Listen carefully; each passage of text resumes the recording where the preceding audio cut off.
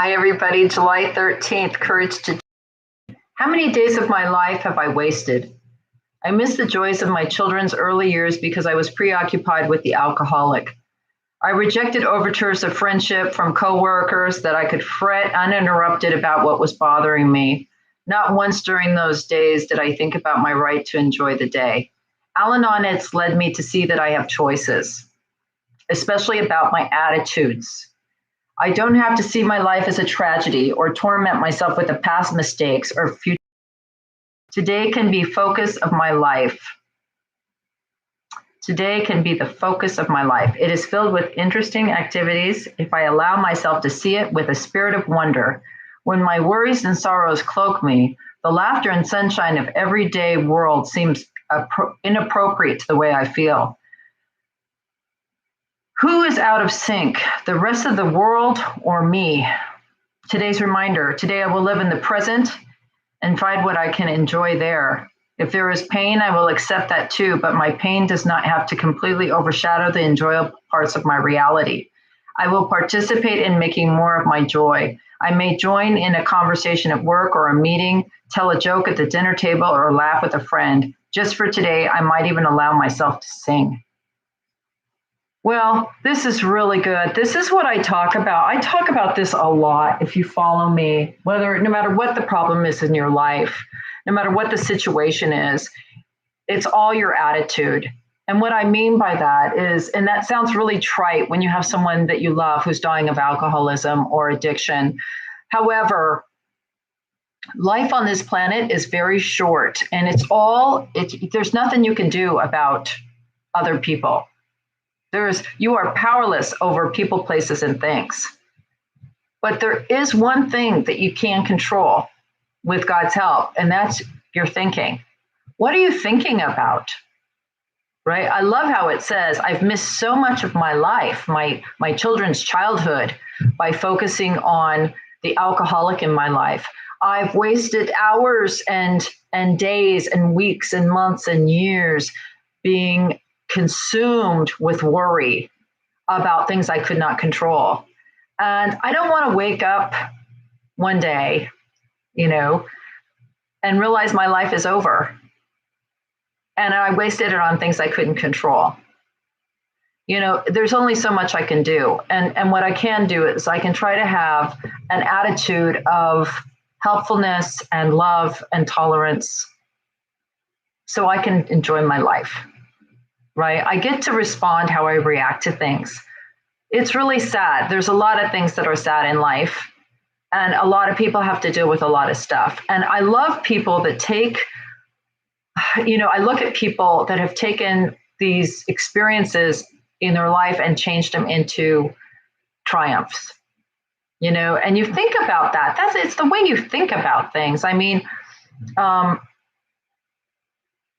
there are people that have been through so much and have used it to their greatest ability. You know what I mean? There's a girl I saw this morning on the news. They were interviewing her, and she is a young woman. I'm sorry, I can't remember her name right now. I'd have to look it up. But this woman is 29 years old, and she was a child with cancer. She had childhood cancer, and she was at St. Jude's Hospital. And she had, has a rod in her leg and survived it. She survived bone cancer. And she did not come out unscathed, but she came out a hero to me. She is a physician's assistant now at St. Jude's, where she was a patient.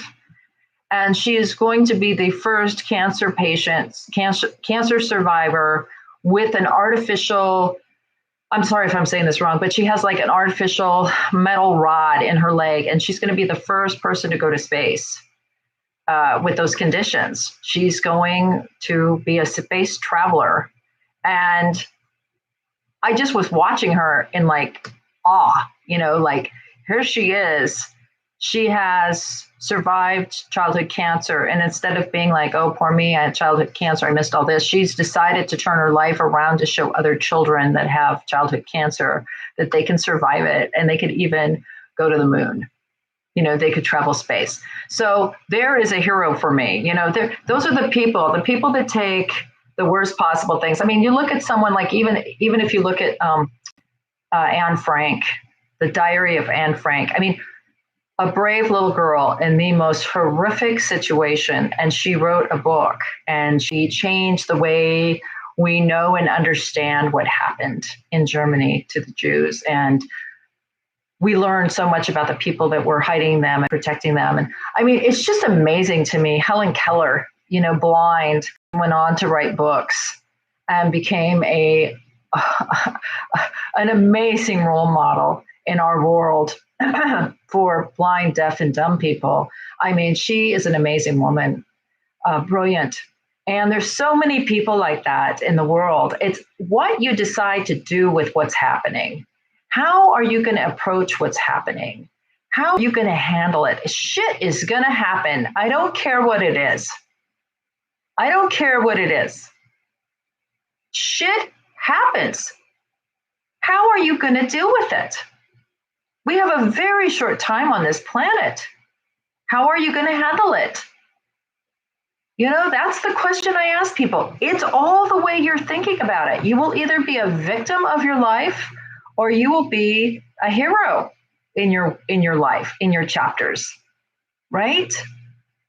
You get to decide what you're going to do. I mean, I cannot promise you that anything is going to go perfectly, but what can go perfectly is how you respond to it and how you help people through it that maybe have to go through it after you.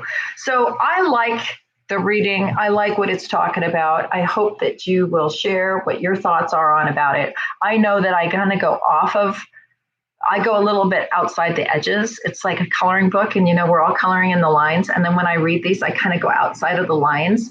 But I like to do that. I mean, to me, that's growth. That's learning and experiencing, and that's what these books are for. Have a great day.